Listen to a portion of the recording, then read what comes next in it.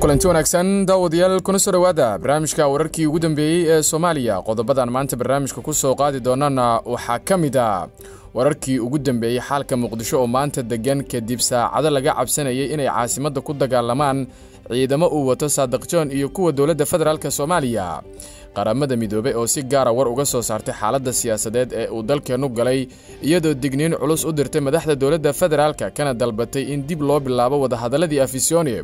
muxuu baaqa qaramada midoobay kaga duwanaan doonaa baaqyadii ay hore u soo saareen dawladaha sida weyn u daneeya arrimaha Soomaaliya. madaxweynaha Puntland Saciid Cabdullaahi Dani oo hortagaya xildhibaanada maamulkiisa iyo Saciid Dani oo go'aan adag u gudbinaya baarlamaanka Puntland. haddaba maxaa ka jira in Puntland ay ku dhawaaqayso in ay xiriirka u jarayso dawladda federaalka Soomaaliya? wararkeena kalena waxaa ka mid ah xog lama filaan ah oo laga helay wasiirkii hore ee gaadiidka iyo duulista Omar oo iska diiday dalab uga yimid madaxweyne Farmaajo iyo diidmadiisa oo keentay in laga qaado xilkii uu ka hayay wasaaradda gaadiidka iyo duulista. maxaa ka jira in wasiir Omar uu si cad u diiday amar ka soo baxay madaxweyne Farmaajo oo ahaa in uu qoro warqad siyaasiyiinta mucaaradka looga mamnuucayo in ay ka dhoofaan kana soo degaan garoonka Aadan Cadde. gudoomiyaha aqalka sare Cabdi Xaashi oo weerar culus ku qaaday gudoomiye Mursal shaacana ka qaaday arrimo xasaasi ah iyo khilaafka labadan mas'uul oo gaaray heerkii ugu xumaa. maxay tahay arrinta sii horisay khilaafka gudoomiye Mursal iyo Cabdi Xaashi oo aan markii horeba isku wanaagsanayn iyo ra'iisul wasaarihii hore ee dalka Cabdiweli Gaas oo sharci darro ku tilmaamay go'aankii ay baarlamaanka dalka muddo kordhin 2 sano ugu sameeyeen madaxweyne Farmaajo. qodobadaas ayaan ku faahfaahin doonaa barnaamijka insha Allah waana duhur Khamiis 15 bisha Afraad Abriil sanadka 2021. barnaamijka wararka Soomaaliya waa mid aan ku soo gudbino dhammaan dhacdooyinka dalka. haddaba daawada ka qayb qaado dib u dhiska dalka inagoo ka dheeraanayna wax walba oo dib inoo celin kara. waad ku mahadsantihiin inaad taasna la fahantaane fadlan la faafiyo wararka oo gaarsiiya saaxiibadiin idinkoo ku shargareynaya baraha bulshada. mahadsanidin. aynu ku bilowno wararkeena. waxaanu ku bilaabeynaa magaalada Muqdisho ee caasimadda Soomaaliya ayaa waxa ay tahay maanta mid degan kadib saacado badan oo laga cabsi qabay in ay Muqdisho ku dagaalamaan ciidamo uu wato General Saadiq John iyo ciidanka dawladda federaalka ah ee Soomaaliya. wararku waxay sheegayaan in lagu guuleystay in la qaboojiyo dagaal dhici lahaa kaasi oo dhex mari lahaa ciidanka dawladda federaalka ah ee Soomaaliya iyo kuwa taliyihii hore ee booliiska gobolka Banaadir Saadiq John.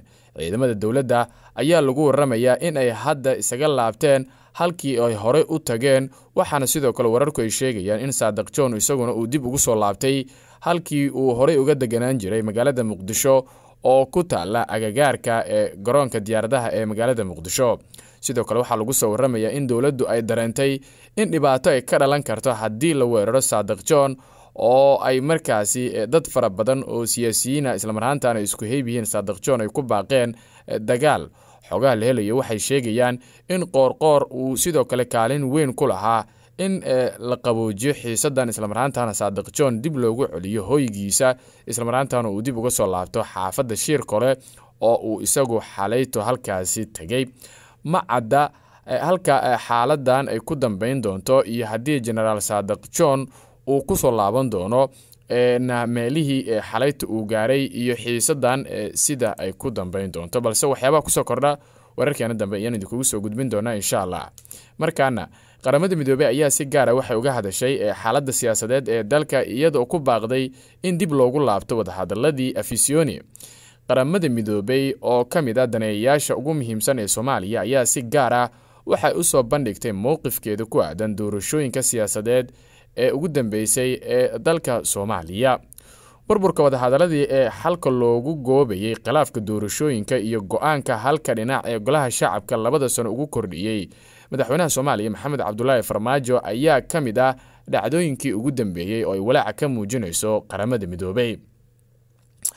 kaaliyaha xogayaha guud ee qaramada midoobay u qaabilsan arrimaha siyaasadda Rosemary ayaa Twitterka ku qortay inay aad uga walaacsan tahay xaaladda cakaran ee Soomaaliya ay wajahayso iyo muddo kordhinta loo sameeyay dawladda federaalka ah ee Soomaaliya. sidoo kale danjirihii hore ee Mareykanka u qaabilsanaa Jimciyadda Qurumaha ka dhaxaysa ayaa madaxda Soomaalida waxa ay ku boorisay in ay dib ugu laabtaan wada xaajoodyada. waxaan maanta la kulmay daneeyayaasha caalamiga ah ee ugu muhiimsan Soomaaliya. dhacdooyinka siyaasadeed ee ugu dambeeyay waa kuwa aadka looga walaaco ayay tiri. diblomaasiga Ameerikaanka ah ayaa hoosta ka xariiqday in xaalku uu ku jiro dhaqangelinta heshiiskii doorasho ee 17 Sebtembar kaasi oo xeerinaya doorasho dadban oo la isla ogol yahay in ay dhacdo dhinac kastana uu ku qanacsan yahay. waxaan ka dalbanaynaa hogaamiyaasha Soomaalida in ay dib ugu laabtaan miiska wada hadalka ayna fuliyaan nooca doorasho ee 17 Sebtembar kaasi oo haysta taageero midaysan ahna qaabka kaliya ee horey loogu socon karo. si kastaba ha ahaatee xaaladda siyaasadeed ee dalka ayaa waxay tahay mid aad u adag kadib markii muddo kordhin 2 sano loo sameeyay hay-adaha dowladda federaalka ah ee Soomaaliya. dhanka kale madaxweynaha maamulka Puntland Siciid Dani ayaa waxa uu hortagayaa xildhibaanada baarlamaanka ee maamulkiisa. madaxweynaha dowlad goboleedka Puntland Siciid Cabdulaahi Dani ayaa waxaa lagu wadaa in maalinta Sabtida ah ee soo aadan uu hortago golaha wakiilada Puntland. guddoonka golaha wakiilada Puntland ayaa qoraal u diray xildhibaanada waxa uu ku wargeliyay in Sabtida ay u diyaar garoobaan kulanka uu golaha yeelanayo isla markaana uu hor imaanayo madaxweynaha Puntland Siciid Dani. xildhibaano ka tirsan baarlamaanka Puntland ayaa waxay sheegeen in madaxweyne Dani uu golaha uga warbixinayo ismariwaaga ka taagan doorashada Soomaaliya iyo mowqifka ay qaadan karto Puntland, waxaana laga cabsi qabaa in Puntland ay ku dhawaaqdo inay xiriirka u jirto dowladda federaalka Soomaaliya. sidoo kale madaxweynaha Puntland waxaa la filayaa in maalmaha soo socda uu la tashiyo la sameeyo siyaasiyiinta iyo qaybaha kale oo ka mid ah bulshada intaasi kadibna Puntland soo saarto mowqifkeeda ee arrimaha ka taagan doorashada Soomaaliya. barnaamijka wararkii ugu dambeeyay ee Soomaaliya ayaad la socotaan. waxaa xog lama filaana laga helay sababtii shaqada looga ceyriyay isla markaana xilkii wasaaradda gaadiidka iyo duulista looga qaaday Maxamed Omar oo ahaa wasiirkii hore ee duulista iyo hawada Soomaaliya. waxaa soo baxaya warar kala duwan oo arintaasi ku saabsan iyo sababta dhabta ah ee ka dambaysa xil wareejintii lagu sameeyay wasiirkii gaadiidka iyo duulista hawada. waxaa la ogaaday in arintaas ay timid kadib markii isaga iyo madaxweynaha Soomaaliya waa wasiir Omar ay isku fahmi waayeen dalab la soo hordhigay oo filla Soomaaliya ka yimid. wararku waxay sheegayaan in madaxweyne Farmaajo amray wasiirkii hore ee gaadiidka iyo duulista hawada Omar inuu qoro warqad siyaasiyiinta mucaaradka looga mamnuucayo in ay ka dhoofaan kana soo degaan garoonka aadan cadde ee magaalada Muqdisho. warqadaasina uu wasiir Omar u diro maareeyaha garoonka. sida aan xogaha ku helnay wasiir Omar ayaa dalabka madaxweyne Farmaajo iska diiday isagoo taas sabab uga dhigay in dalka uu ku jiro xaalad kala guur ah isla markaana ay beesha caalamka isha ku hayso xaaladaha dalka, sidoo kalena uusan u bareeri karin in caburin noocan oo kala dalka la geliyo. khilaafkaas oo weli taagan ayaa wasiir Omar waxa uu dhoofay dalka Sacuudi Carabiya arrimo dhanka qoyskiisa ah, waxaana axadii soo baxday in xilka laga wareejiyay loona bedelay xil kale. wasiirka cusub ee gaadiidka iyo duulista hawada ayaa weli shaqadiisa cusub si rasmi ah u bilaabin, waxaana laga cabsi qabaa inuu ku dhaqaaqo amradii uu diiday wasiir Omar marka uu xilka si rasmi ah ula wareego. Maxamed Cabdulaahi Salaad ayaa xilka wasaaradda gaadiidka iyo duulista hawada soo hayay muddo 4 sano ah, wuxuuna xilkaas hayay ilaa xukuumaddii ra'iisul wasaarihii hore ee dalka ee Xasan Cali Khayre. waa hagaag haatan haddii aynu fiirino gudoomiyaha golaha aqalka sare ee baarlamaanka federaalka ah ee Soomaaliya oo wareysi siinayay laanta afka Soomaaliga ee BBC-da waxa uu ka hadlay arrimo xasaasi ah, gaar ahaan khilaafka uu sheegay inuu soo kala dhex galay isaga iyo gudoomiyaha golaha shacabka ee baarlamaanka dalka.